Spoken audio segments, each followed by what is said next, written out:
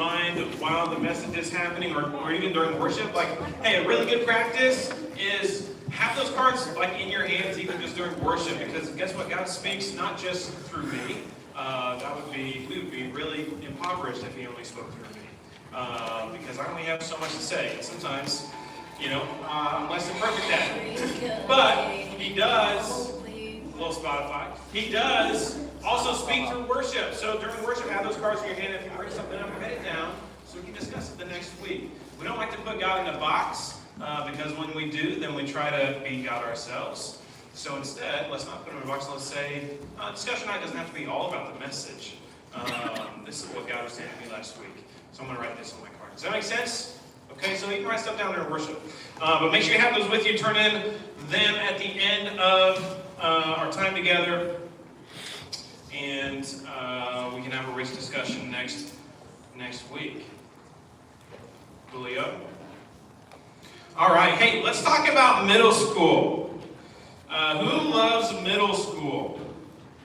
I didn't say who loves middle schoolers. We all love middle schoolers. I said who loves middle school. Now that should get crickets, okay? Because unless you're Linda, who loved her middle school years, for most of us, middle school is just one big trauma, okay? And it can be a season of life that kind of breaks all of our illusions, okay? And it's an awkward season of life. Like take this picture, for example, that Luke's going to throw up here, right?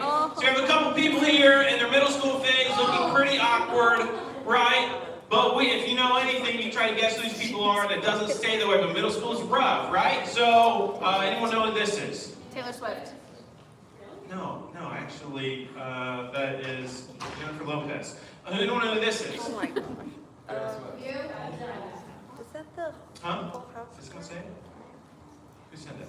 Yeah, that's Adele. That's right. So this is Taylor Swift and Adele. Okay, you can go to the next slide, show their names. Okay, but when they were younger in their childhood years, because listen, childhood, especially the middle school years, has a way of breaking us down a little bit from all the illusions of our sweet childhood, and we run smack dab into the brick walls of everything in our world changing, being deconstructed, and remade because the world isn't what we thought it was.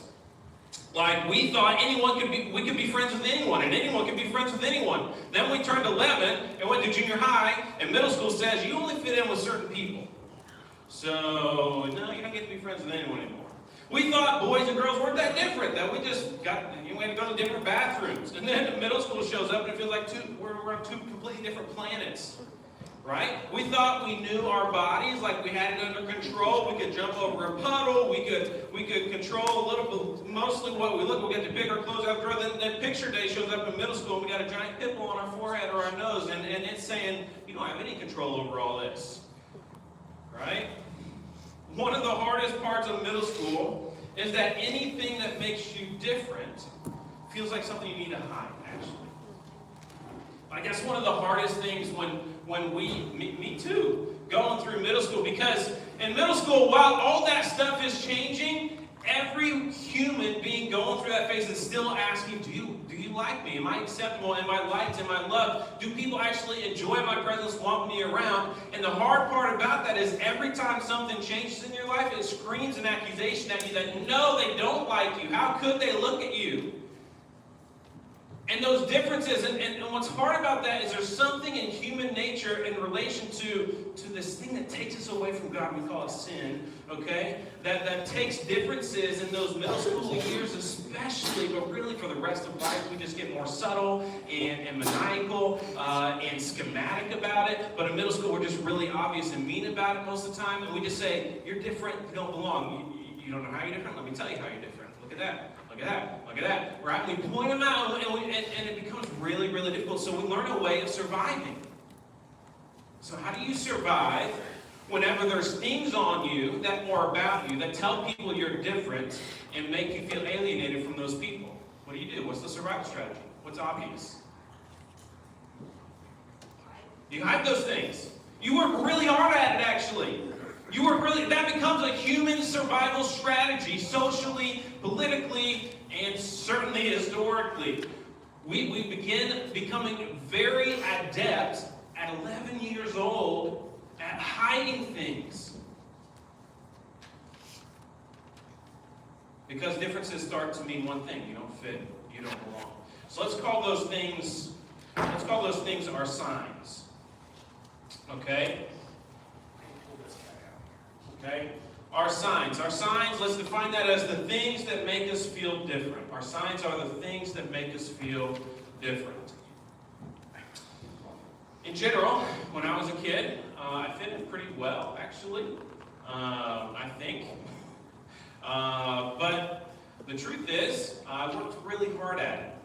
So people might have said, yeah, he's cool, he fits in, kind of be like him, whatever. But it's like, I actually worked really hard to get there every day and annually, right? And so I was hyper aware of two things, and these are the two things that made me say, I got to work really hard to make sure that I fit in, right? And two of these things were, I was a poor kid. I grew up in an extremely poor family. I get to, in the neighborhoods I get to spend time in, and families get to spend time in around nowadays, it's like, it's really a shameful thing in a lot of ways to be a family that takes welfare or whatever. Like, I grew up, that was like our bread. That was the paycheck. That's the only way we ate, was welfare. I was a poor kid. Free lunches, free breakfast, that was me. I grew up loving school lunches and breakfast, one, because they were reliable, and two, because they were honestly pretty good, especially the breakfast. But sometimes kids back, I need my lunch money, like, I don't know what you're talking about. I never had to pay for this stuff. And then they give me a look like, oh, that's because you're different. And I'm like, I didn't know I was different. Oh, but you're telling me I'm different, so I guess it's on my sign. So I was a poor kid. And then I had weird hair. I grew up in rural southern Illinois. That was predominantly white communities. And so my hair was different. And so guess what I got to hear a lot when I was a kid? Can I touch your hair? Like, it sounds funny, but eventually it becomes kind of dramatic. Just a hint. If you're around, if you have friends who have different hair than you, ask them to touch it. Can be really hurtful. So think about that. If you want to talk about that more sometime, I can do that with you. But that was hard. So my sign became, I was a poor kid with weird hair.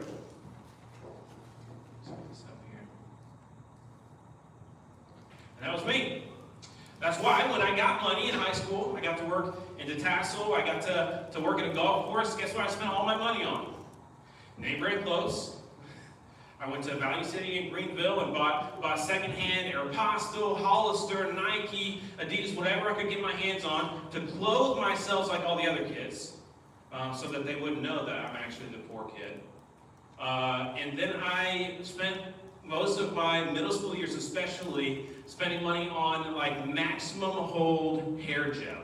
Like, that number scale, I don't know if they still have it because I don't use it anymore, but they have that number scale, it goes up to 10, I would get 10. And if there was like a super 10, I would get super 10 because my hair is crazy, and so getting it to slick back and look like all the white boys' hair was like, that was the goal. So I used as much as I could, so much so that sometimes kids at school would be like, hey, you got some dry gel in your hair? I'm like, oh, that's embarrassing, right? But it's like, I'm trying to fit in. Both expenses designed to cover up what I thought were my biggest signs. So the question is, what signs do you work hard to cover up so nobody knows that you're different? It's not just middle school. Middle school is kind of where a cycle begins for us as humans, but it doesn't stop there.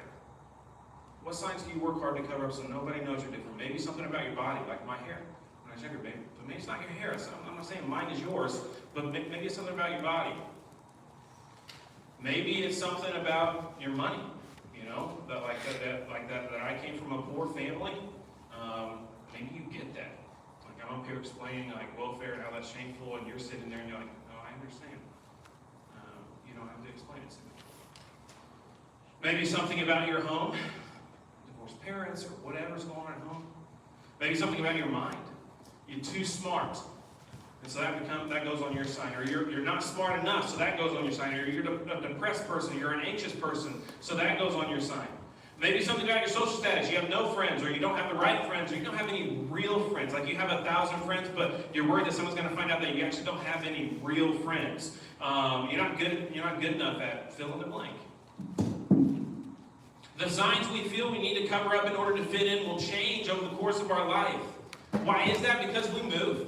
When I was a kid, I moved a lot from town to town to town because my family situation was not typical. So I moved a lot. But even as an adult, you're going to move around. Your geography is going to change. Your social statuses are going to change. You're going to be in middle school, then high school, then college, then you're going to be in a place of work, and then probably another one. And so as life changes, the need for what we need to hide tends to change. Some things remain static. But new things come up that we have to put on our sign. Our signs get really loaded. So then it never actually ends. So what starts in middle school becomes the struggle of the rest of our life to blend in and avoid the risk of someone telling us we don't belong, and inviting or forcing us toward the conclusion that the most significant thing about our life, all the signs of our life, all the signs in our life, point to the fact that we actually aren't significant, that we are insignificant. We don't matter.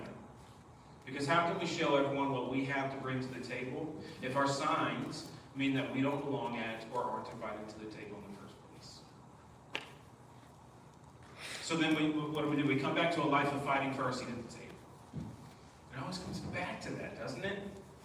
A life where nothing is given, everything is earned, and even when you do something to earn your acceptance, your internal accuser, that voice inside that won't go away, never let your soul rest, because if you slow down even for a minute, you'll hear a voice saying, don't you see how much more significant their life is than yours? What are you going to do about it? And we have a fight or flight response. We fight this, okay, I'll go do more and more and more, or we flight, and that path's not great either. So kind of where we're going, students, for this week and the next 3 is bringing us back to a conversation we started in January, really about life with God. You know, we use a fancy word in the church called discipleship, okay, but really what we're talking about is life with God. You know, specifically following Jesus, his son. And in January, we started a conversation about the cycle of grace and the cycle of works. And really, it's just this idea that Frank Lake and Emil Brunner, back in the 20th century, studying some Christian missionaries in India that burned out of ministry, didn't make sense to them. They came up with, like, that's because there's 2 ways of living that we're invited to. One is called the cycle of grace, and one's called the cycle of works. And Jesus lived this way, and when we live the other way, we tend to fall.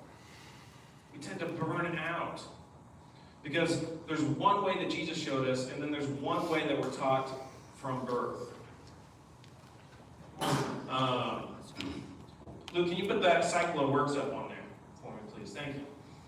Hey, here's a new one. Anyone want to try their hand at giving us a really bold, like bold because I know it's hard to get up and say this kind of stuff in front of your youth group, but really, so be really courageous and give us like a snapshot of what is life following the path of the cycle of works. Give us like a 10-word rundown. Anyone want to give that a shot?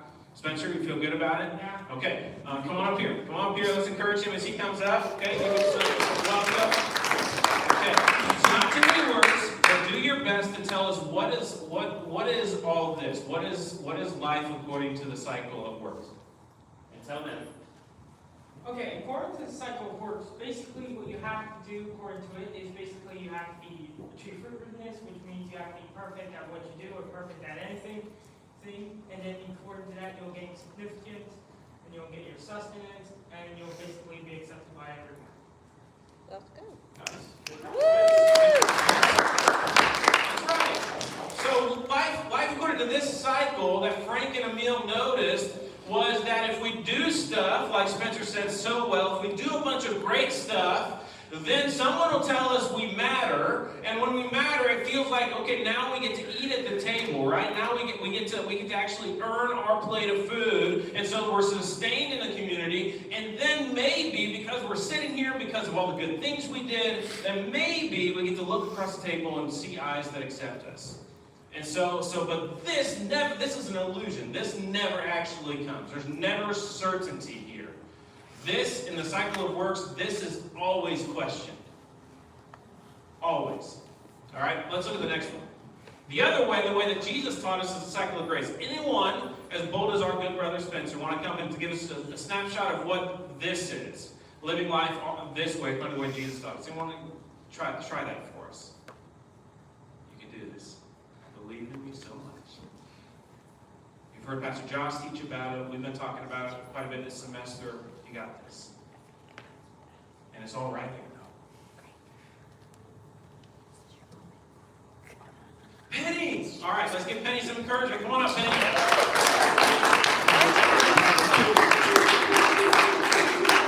right, Penny, tell us about the cycle of grace. Basically, it's the opposite of the cycle of work. It basically is like the cycle of not finding your value in what other people like, not finding your value or your worth in the opinion of others, but finding it in the opinion of God and accepting the gift of grace that He has given you. Like, it's the acceptance of the gift of a relationship with Jesus through His grace. That's so good. That's so good. Good job, Penny. Penny, proud of you. Penny says great. So listen, it flips it around to the way it's meant to be, the way we're designed to live our life. On the other, flip back to the other one for me, Luke. You got this. Just stick with me, bud. We got this. You and me. Okay? This way, we say if we do output, okay, that's this side of it, output. If we do output, the doing, like if we achieve, if we succeed, if we do all those wonderful things our culture says are great, and about success, a successful life, then eventually we get accepted. Go the other one for me. And the way Jesus taught us is that actually it doesn't begin with output. That's not the way life was designed to work. Before Jesus did a single day of ministry, God gave him the greatest input he could possibly have, which was telling him in the whole world, by the way, who he was. This is my son. I'm so pleased with you. Not because he was fruitful, but because it was his son. Because that's what fathers do with their kids. That's what parents do with their kids. They just love them, they accept them, and that produces a life that changes the world where you are. Changes your world. And those are the two ways of life. One that Jesus invited us to, and one that he did a great job. Great job, students, explaining that to each other. I love that y'all did that. You guys hear from me enough. Okay. The vehicle we pointed out Jesus using again and again back in January, the vehicle we pointed out Jesus using to convey this idea in his teaching was a table. Was the table, really the table. In the gospel, the table becomes the place of our acceptance, our sustenance, our significance, and our fruitfulness. The table is the place from which Jesus sat to point so many people to God. Right? When he said, Zacchaeus, I want to come hang out with you, what do you think they did at his house? They sat around the table. When the Pharisees were like, hey, what's he doing hanging out with prostitutes and tax collectors and sinners at that party? Guess what they were hanging out around? Right? Guess what? Whenever he painted a picture of the kingdom and where we would be with the Father, our Maker in heaven one day, where we'll get to recline and he'll come and serve us. Guess what vehicle he used? What he said we'll gather around? A table. That's Luke 12:37. The table is the place from which Jesus taught his final lessons to his best friends in the world. The table is what he said in John 13-17. The farewell discourse was the place where he would gather around and teach his final lessons he would ever teach on this side of the cross to his friends. The table. The table is the place where all those who are invited to the kingdom will gather as sons and daughters of God in his house forever, according to Revelation 19:9. It's the table. The table becomes a beautiful vehicle for understanding the way that Jesus showed us to live. So here's the question we're going to allow God to ask us these next 4 weeks together. In January, we talked about life at the table. But the question we want to ask now, moving into these next 4 weeks, is does my life at the table produce a life from the table? We talked about life at the table. We talked about acceptance. We talked about sustenance. We talked about the realities of who we are and how God sees us and going back again and again to receive that from sitting there constantly, actually. So now does that change in a child's conversation with their parents about the adventures that they're going to get ready to go on from the table? Does it change the way we go on those adventures, how we feel about those adventures, how we feel the parent on the other side is leaning in and talking to us across the table about those adventures? Does our life at the table produce a life from the table? In other words, we're shifting in our conversation from input to output. So if you look at that graph again, jump back a couple slides there for me. Look at that graph again. We're moving from, to the graph. There we go. Nice shot. We're moving from input. We talked about these. Now we're getting here. We're talking about output. Does it produce a life from the table? Rather than starting with the obvious, which is like output, is like, what do I do? That seems like the obvious question to start with next. We're actually going to ask a different question that Emil and Frank and Trevor asked when they began formulating the cycle of grace and looking at it deeper. They asked this question that's less obvious, but actually if we ask this question well, it'll fill everything we do with significance. Everything. The question is, what's the point? Why does what I do matter? Does my life matter? Is my life significant? So before we even begin to ask, what do I do? Let's ask, what's the reason for it? What's the point of it? Does it matter? How do I do that significantly? What does what I do point towards? What does what I do signify? What does my life signify? The root of significance is signify or sign. Right? So what is my life a sign of? Is my life significant at all? Last October, Pastor Carl taught this message so well, and he gave this definition for significance. He said, significance is the quality of being worthy and important, having meaning and purpose. The best answer the cycle of works can give you for whether or not your life matters is maybe, which sucks. The cycle of works, you live your life according to I'm going to do. Someone's going to say that was a good job. I'm going to eat that up and feel like my life matters, but then I'm still going to be left with the question at the end of the day, when the sun rises tomorrow, what am I going to do today to make sure that my life keeps mattering? So the question always comes back. So the best answer the cycle of works can give you for whether or not your life matters is significant is maybe. The problem is that the cycle of works creates an inescapable trap for us as humans that always ends in an accusation. Accusation is a fancy word. And you being accused of something. And that, what you're being accused of is your life is insignificant. Because as Alexander Pope in 1711 wrote in his poem, to err is what? Human. To err is human. And when you err, and I do mean when, you all been humans long enough, you don't know if it's if I err, you know it's a when I err. Err means when I mess up, when I make a mistake. We've all been humans in this room long enough to know it's not an if, it's a when. When I make a mistake, the cycle of works has one thing to say to me. Your life will never mean more than this. This sign, this failure, is the most significant thing about your life, and it says that your life is worthless, not valuable, insignificant. So the question we need to ask, that Jesus wants us to ask, that his Father is asking us, is can the cycle of grace, the way of Jesus, offer a better answer to our deep questions about our significance and our life making a difference in the world, our life mattering?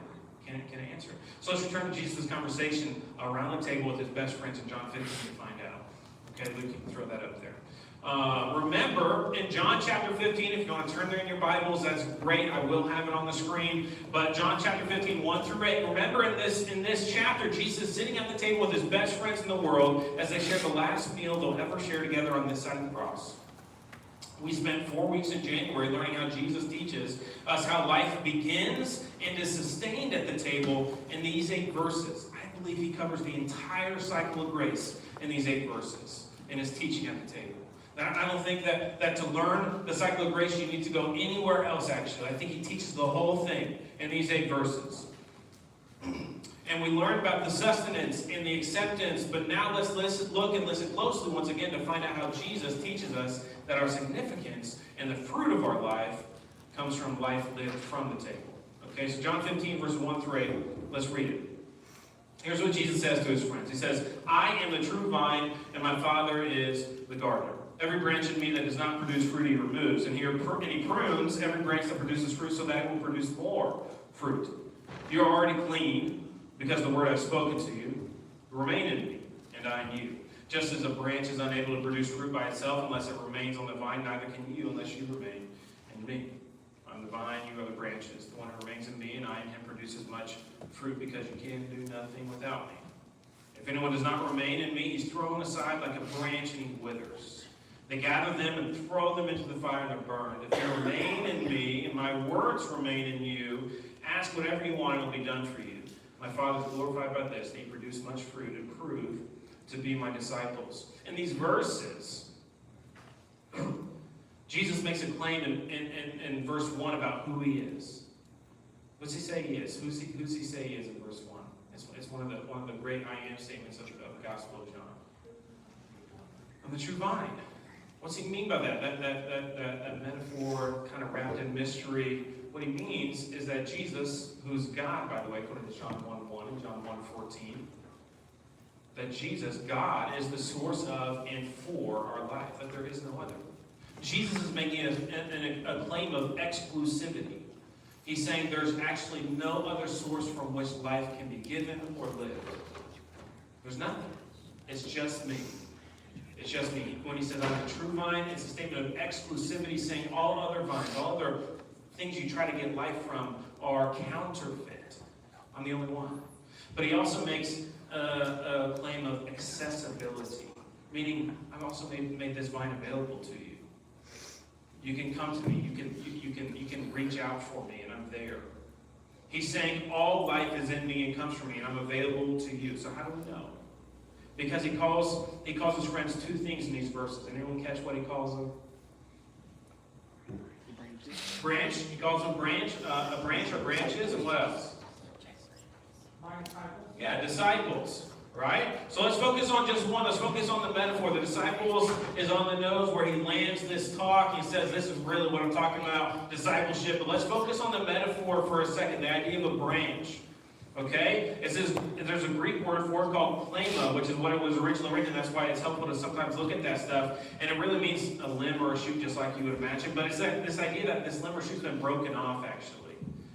Right? So you notice when he says the branches are gathered and thrown in the fire, it doesn't say the branches are broken off, gathered and thrown in the fire. It just says they're gathered and thrown in the fire. Why? Because the reality is that sin already took us away from God. And we actually need to be grafted back into the vine, like read Romans 11. And Paul teaches this beautiful passage about what it means, if you know anything about gardening, to be grafted back in, to be reattached to the true vine. And so what he's saying is that everyone gets to be a branch. Everyone gets to be a branch. But not everyone's going to be connected to the true vine. So let's go a little bit deeper into it. What can a branch do? What can a branch that's broken off from a tree or from its thing that is the center of it do? Firewood. Firewood. Yes, great. It's great firewood. It's great firewood. I didn't actually have that written down. That's really great. It's great firewood. That works with the pastors, right? It's great firewood. What if you took that branch, broke it off the tree or the vine, and you planted it in the ground? If you watered it every day? It wouldn't do nothing. No matter what you do, okay? You take a branch, and the way Jesus is talking about it, it's not good for anything but firewood, because no matter what you do, it's not going to produce fruit. It's not going to do anything. Will it ever grow anything on its own? No. What if the branch becomes connected to the tree again? That's what Romans 11 teaches about. Paul's teaching about that if the branch is not lost, it's not forsaken, it's not all hope isn't lost. It can be grafted back in, and everyone has a chance for that. Because Jesus is saying everyone gets a life. Everyone gets to be a branch. But he's saying not everyone will choose to come and be grafted back into me, the true vine. A lot of people will actually choose something else. They'll choose to try to find the source of their life somewhere else. The meaning, the significance. We're talking about Ecclesiastes. This is all kind of the same stuff. They'll try to find it somewhere else. And Jesus says, no, it's not going to work.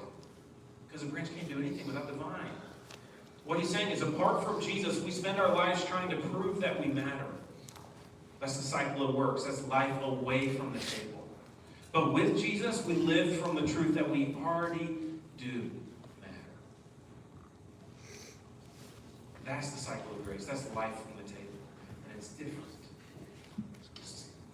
Some of you feel this in your bones. You feel it deeply, like, yeah, I'm trying right now. I'm trying to hide my signs, and I'm trying to do all the things people want me to do just so I can hear them say, I'm proud of you, I love you, like come and hang out with us, whatever it is. And all the while Jesus is saying, with me, like you don't have to do anything. This is the way it's supposed to be. You already matter. And Jesus is making a big promise to us. He's saying, with me, life is different. Like, can we trust him with that promise? Like, that's the hard thing. Middle school, high school, adulthood, whatever it is, you're going to develop a litany of experiences that develop other survival strategies and techniques that keep walls around you and your heart. And when someone makes a promise that life will be different with me, those walls, those survival strategies will tell you, will it though? Can I actually trust you? And some of you, your walls are so thick that you don't even ask the question. You just say, I can't trust you. Because that's what I've learned. And it's how I survive, actually. All the while, Jesus saying, but you can trust me. And how can we? So let's talk about that for just a second. Number one, here's number one reason why you can trust him. Jesus lived the most significant life. Trust him for what? Remember, trust him that a life with him is different. A life with him is different. A life with him says you are significant before you do a single thing. Jesus lived the most significant life a human can live, but it wasn't significant because people told him it was. How do we know that? Because people literally crucified him because they hated him. They hated him so much that they killed him in the worst way they could possibly concoct. They tried to run him off of a cliff in his hometown. So Jesus didn't live a significant life because people told him he was significant. So then how did he live a significant life? His life was significant because he knew it was. That's why the author of the Gospel of John says in John 13:1, listen, Jesus came from the Father. He knew he came from the Father. He knew he was going back to the Father. And he knew he loved his friends and he'll love them to the end. He knew these things. Not because he did amazing things. He hadn't loved them to the end yet. But he knew who he was, so his life was different. Pastor Carl said it really wonderfully. He used the word serve. I'm going to replace the word serve with the word live. Jesus didn't live for his identity. Jesus lived from his identity. You get that? Jesus didn't say, I'm going to do a bunch of great stuff and someone's going to tell me who I am. Jesus said, someone already told me who I am. So whatever I get to do is great. It's not great because I do it, but great because I get to do it. Here's the second reason you can trust Jesus. And his life is significant. Like people told him it wasn't, but it changed the world. We're talking about it right now. Number two, Jesus had 10,000 moments. This is a big one. This is a moment I hold in my head every time I'm thinking about what should I do? And this is the light Jesus sheds on my way. Jesus had about 10,000 moments from that table in John 15, John 13 through 17. That table around the table with his friends, that Last Supper table. About 10,000 moments from that table to the cross where he could have decided that my life wasn't significant enough to die for. And 10,000 times he decided I was significant enough to die for. With every step towards Golgotha, towards the skull hill, every step he had to choose. Is he enough? And every step he said yes. How do I know it? Because he died on the cross. The cross where Jesus, God, died so I could have a seat at the table of my Maker is the greatest statement of my significance I could ever hope for. And the one who died on the cross, he didn't stay dead. He now sits at the right hand of the head of the table in a blood-stained robe, proclaiming my significance, my value, my worth to the Father, who freely offers that life-giving sustenance to me. What's he saying? He says, because what Jesus said, he looks at me every day and said, you matter to me. And I get to process whether that's enough, or if I need all these people and all those people to say it too. And what Jesus said is, I don't. I need one to say it. Because there's one with the authority to actually proclaim it over me. He's the one. Jesus is different. He wasn't made. But with us, he's the one who made us. He's the one who made us. Only from living a life at the table do we get to hear our Maker say that. You matter to me. And only that from our Maker has the power to chase away all the accusations that our life is insignificant and replace them with the truth. So what did Jesus do with his signs? Remember, our signs are those things that we say that say we are different.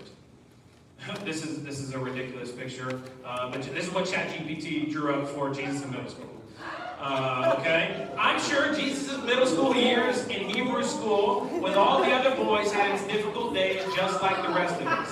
Okay? Remember, he gets it. I don't think they had orthodontists in first century Palestine, but that's what ChatGPT drew up. Okay? I'm sure it was. Remember, he gets it. He understands. I'm sure it was awkward for him too. But think about the things that made Jesus different. There were so many things on Jesus' sign. So many things. He was poor. He was dirt poor. He was Jewish in a Roman Empire. They believed that was the back alley of the empire. He was Jewish in a Roman Empire. He was adopted. Joseph was not his biological father. He was a physical laborer. Okay, today we got like the difference between like a white collar and blue collar, like it looks different, but he's a physical laborer from a trash town called Nazareth, where nothing good ever comes from. He lived in a time without cars. Like he had to figure out, how do I talk to all these people and walk around and know where to stay, and I gotta spend all this time moving around, like going from Nazareth to Jerusalem in a car.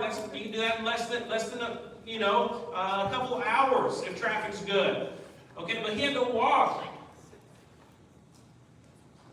All those things we could go on about the particularity of the things that could go on Jesus' sign. Things that he would have needed to hide and cover up so that he could maybe have a chance at being significant, doing significant things. But what did Jesus do with all his signs? Those things that would have gone on our sign, that do go on our signs to hide, they became the significance of the human nature from which he pointed other people toward God in order for them to see their significance too. What I'm saying is everything that made Jesus human actually became the place from which he proclaimed his significance. All the things that through middle school, high school, whatever years of his life that people said, this makes you different, and for that reason, an alien, an outcast, someone that we hate and we're going to crucify. It was those very things that he should have done on Jesus' sign that actually became the things from which he lived a significant life. You get what I'm saying? If it didn't matter how God showed up, why did he choose to show up the way he did? It is the particularity of the incarnation that actually shows us the way to live our lives from the table. The biggest reason the incarnation matters for us is because of its specificity in time and space. The very signs that threatened to accuse Jesus of being insignificant became the definition of the way in which Jesus showed God to the world. And at the end of the day, that's the point of our lives. It's the point of our lives too. To show God to the world. That's why he says in Matthew 5:16, you are the light of the world. Not meant to be hidden. Put on so everyone can see. So what do you need to do? You need to go out and just let that light shine. Let that light shine so other people will see it. And guess what? They'll see God. My signs are gifts from God to remember the significance of my place at his table. And are actually the very things about me that God wants to use to help other people find their place at his table too. Like the things we think make us weird. The things that we think alienate us actually become the very things God wants to use to tell us, this is why you're significant. The cycle of work says we need to cover up our signs in order for our work to be acceptable, for us to be acceptable, in order to belong. The cycle of grace says we need to discover our signs and work from them because our signs show us the significance of our seat at God's table. So mine could just be poor kid with weird hair, but instead it's a sun. Like that's who I am. And then that umbrella covers everything. Still a poor kid. That's true. Still a kid with weird hair, but instead I say beautiful black heritage.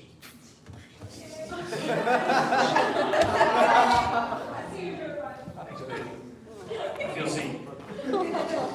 Listen, a great way to begin discovering our signs in order to live better from the table is to ask this question, because the cycle of grace says, don't hide your signs. You need to actually discover what they are. And a great way to begin that is answer this question. In as few words as possible, how do you envision the way God made you to meet a need in the world? Because here's the reality. God didn't make you because he needed you. He made you because he loves. He loves. And that love created you. And he loves you to the very end of possibility and then beyond. But guess what does need you? His love created you to be in a world that does need you. God doesn't need you, but the world does. There's an original gift of God. Some theologians, they call it a song. There's a song in you, there's an original gift in you that's different than anyone else's. And it changes in different seasons of your life, but it's there. And it's your actual job, some of what Pastor Josh talked about this Sunday, your actual job to figure out what that is. And then give it to the world, because God is saying, I don't need it, I love it, and I love that about you, but my world does need it. I need you to discover what it is and stop hiding it. Because of all that stuff that you're scared of, that you think makes you insignificant, actually is part of what's going to bring that out in you. So some of you need to answer that question. One of my teachers at seminary, his name is Scott Cormeau, he calls those signs our superhero origin stories. In every superhero story, the thing that makes that superhero an outcast at the beginning of their story actually becomes the thing from which they actually become heroes in the world. Like, go watch superhero origin stories. They're like, oh, you're weird for that reason, and that thing that made him weird, oh, I'm a superhero because of that thing. Like, and Scott Cormeau, he talks about it, it's like, that actually preaches really, really well. Because that's the reality. Like, my weird hair has become a source of deep and joyful significance for me at 33 years old, because Jesus told me when I was 28 that rather than being something that alienates me from the table, it is actually something that signifies my particular place at his table. And so he started to ask me, he started that journey by asking me this question: why do you work so hard to look like everyone else? It's a question a 7th grader named Blake Mulvaney asked me in 7th grade that I'd filed away and forgotten, but God pulled it back out of the files, and he said, Blake Mulvaney looked at you at 12 years old and said, why do you work so hard to look like us? And God said, you need to answer that question. And I love what Pastor Carl said. He said, God asks us questions in order to guide our souls to places of rest. And exploring that question, that part of my identity, in that specific way with regard to my hair, has carved out a significant place for me at his table that looks like me being deeply moved by conversations about racial justice and a lot of other things. So what signs are you working hard to cover in order to prevent losing your identity that God actually wants to use to solidify the significance of your identity? It sounds cheesy, but when we live our life from the table, we discover our superpowers to show God to the world.